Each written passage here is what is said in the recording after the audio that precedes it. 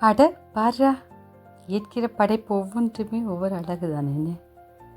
பூ, காய், இலை, மரம், செடி, கொடி, பறவை, மிருகம், சொல்ல வார்த்தை இல்லை. இதில் பேர் ஃப்ளாமிங்கோ. இந்த பறவையை தமிழில் செம்பொன் நீர்க்காகம் அல்லது இளஞ்சிவப்பு நீர் பறவை என்று கூறுவார்களாம். பார்க்க செம்மையாக இருக்குன்னு, வெள்ளையில் அப்படியே லைட் பிங்க் சோப் அடித்த மாதிரி. இங்கே பார்த்துருக்கீங்களான்னு கமெண்ட் பண்ணுங்கள்.